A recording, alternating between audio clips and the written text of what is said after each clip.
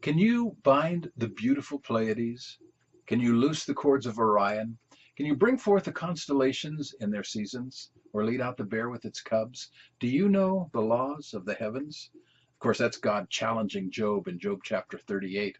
Job has been challenging God for quite a while, and now God turns the tables on him and asks, hey, let me ask you a few questions and see how well you know this universe and world that I've created. Well, I love reading that passage of scripture because I know where the Pleiades are. I can't find them, but I know how to find them and look up in the sky, in the winter sky, and see them. I love looking at Orion. It's probably one of my favorite constellations.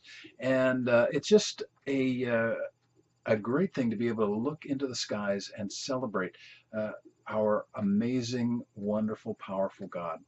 And we've been doing that in the Art and Bible podcast this month as we've been working on a multimedia painting of a solar eclipse. So I hope you've been working with us, and I hope you're continuing on. If you haven't, if this is the first podcast you found, then just click the links to the related podcasts and go ahead and do this project step by step. We're in part 3 right now, and we've been making some good progress. Going to take it a little bit further today. Not quite done yet, but today we're going to put some stars in the sky.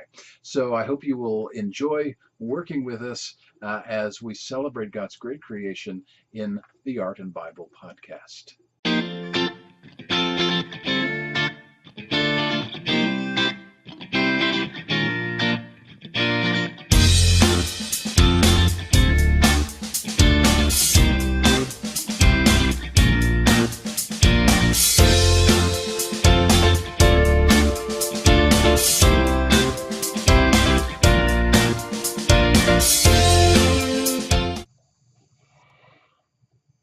For this next step, we've got some neon yellow acrylic paint.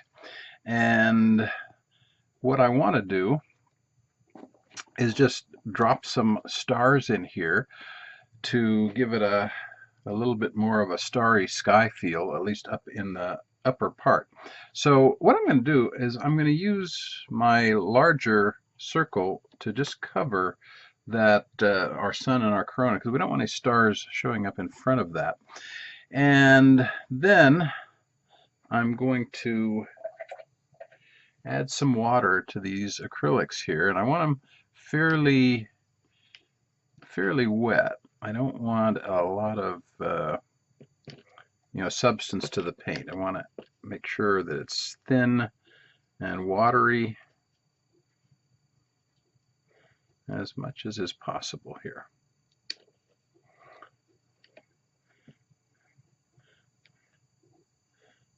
And then what I'm going to do is I'm going to take another brush and I'm going to kind of get the excess water out. I'm going to hold this and I'm going to just tap. Oh, I went a little too far, got some on me. I'm going to tap just like that on top of the other brush. Doesn't have to be another brush you're using, just a stick, pencil, anything. But the idea is we want the stars to kind of hit and look a little bit more random than if we just dotted them in there by hand. And don't worry if some seem a little on the big side. I mean, we're having fun. So just tap away and get some stars in there, and then when we turn that off and turn on our black lights, and we've got a nice starry sky. We've got an eclipse in the front, and now we want those to dry, and then we'll be ready to do the last portion, which is we're going to add in some trees with a black Sharpie marker just to give us something in the foreground to look at. All right, so let that dry after you do it, and then we'll go on to the final step. Well, now everything is dry, and we've got our stars up in the sky. You can't see them very well unless a black light is on, but we've got the stars, we've got the sun, we've got the corona, we've got our sunset. Now we want to add some trees and maybe some mountains just to kind of round it out. Now we're going to do these in silhouette, and we're going to use black Sharpie marker for these. So I've got really three different kinds here. I've got a great big one that is going to give me a, a very wide tip, and I mostly use that because I can move a little bit faster. Then I've got a kind of a standard one here, and the tip is a little bit larger than the regular. This is sort of a jumbo size. And then I have another one that is also a smaller chisel tip. So those are the three that I'm going to work with. But before we do, because once we put the Sharpie on here, there's no erasing it. So it's really good to practice just a little bit to get a feel for what you want to do. So I'm going to move my paper aside, and I've already drawn a little bit here of what I want to put in my foreground. Now, I've got it up a little higher than I'm going to put it when we do the actual paper or do the actual painting. But I'm going to put some pine trees in and on both sides, and just, you know, suggest some mountains in the background. Again, we're going to work in silhouette with this, and I want to show you how to do that. I'm for the trees, I'm just going to use my sort of jumbo Sharpie. Let me get these other sheets of paper out of the way here. And to do a tree, a pine tree or evergreen tree, I'm just going to start with almost a little line up here, and then I just sort of do some squiggly lines. I'm really not trying to draw every single branch or every single little I don't even know what you call them, the little pointy things. I know that's not a very good description, but that's the best I can come up with right now. My general way of doing it is, and this is how I tend to do it with chalk, is I am just going to work out and down, and my shape is going to be going down like that. Okay, so I don't want to, I don't want to come up here and draw in all different directions. And you could draw a deciduous tree, but they don't tend to look as good in this kind of painting.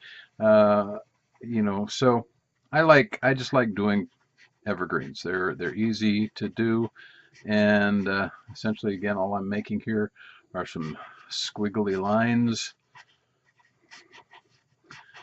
So it's not particularly difficult. Just remember, that's your general shape. And it's not too difficult. So I'm going to put a number of those. I'm going to do different sizes. You don't want them all the same height. And in a second, we'll draw in a little bit more of the foreground to give you a feel for how we're going to do that. Okay, now that's not as many as I would put in there, or will put in the final one, but I'm going to take my big marker here and I'm just going to go over that. And again, you can do this with the smaller ones, but it's just a whole lot easier and faster with the big ones. Now, if I want to suggest a mountain, I'm just going to, again, do sort of a little triangular shape there, kind of stretched out. Again, this is very much the same way as I do with chalk. I might even kind of come out that way with some other hills. There's no way to really distinguish the distance of the hills here because we are just in a straight silhouette, and so everything is going to seem about the same. You can suggest closer trees by making them bigger.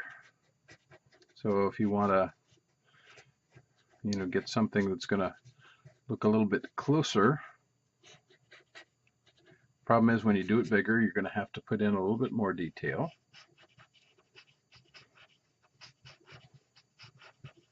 And to get fine detail, I don't really have the right kind of Sharpie to do that, because I really need a very fine point marker to get fine detail there. These ones will not do that. So the other thing is, don't just leave one. If you're going to put one in, then you need to at least have, generally in composition, an odd number works better than an even. So if I'm going to put a tree over here, I'm going to actually put at least 3, or I'm going to suggest 3, even if it's just 1 off in the distance. So try to avoid even numbers, and we're going to have fun with that. So that's the practice version.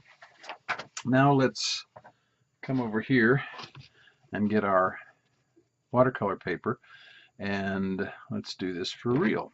In terms of the color, remember we've got some nice yellow down here, so we don't want to totally cover that up. We want to have that hint of sunset there. So I'm going to probably place my mountains down here. In fact, I'm going to place my mountains first, because that way I can situate everything else around it. So I've got my big Sharpie marker here, and I'm just going to come, and I don't want my mountains to be dead center. So I'm going to start right here. I'm going to come up, down, and that's going to be pretty much where my mountains are. Maybe suggest a little rolling landscape there, and just bring that off here like that. Okay, I'm going to turn this. And again, the nice thing about these great big ones is they work very quickly. Now you may want to have more of that yellow showing. I covered up an awful lot of it, but I don't want just a ton. So, okay, so I've colored in my background here. And you make sure, kind of go over, make sure that you've got all of the little places that are showing through. Maybe just bring that out a little bit better. I want to make sure they're not exactly the same size or height. Variety is something you want to go for. Don't have it all look the same. Okay, that'll work. Okay, now it's time to start doing the trees. Okay, I'm going to start with a few that are just going to be distant trees. Now this goes on a little bit differently on the watercolor paper than it does on that smooth bond paper I was using. Okay, different sizes.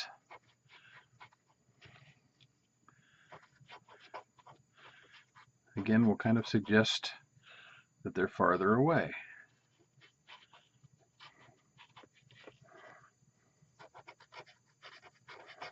I'm going to come in here with a taller one.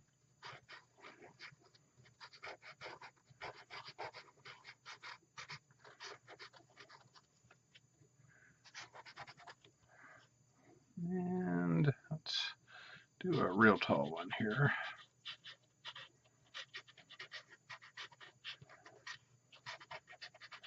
Maybe have a little gap there.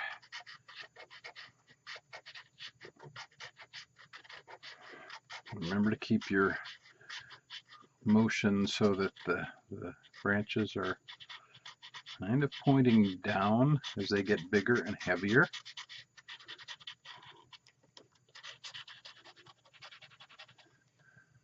Maybe one more here. I'm going to make this one a little bit shorter, just because I don't want to, keep like an upsweep here where it's all going way up. I want to add a little variety there.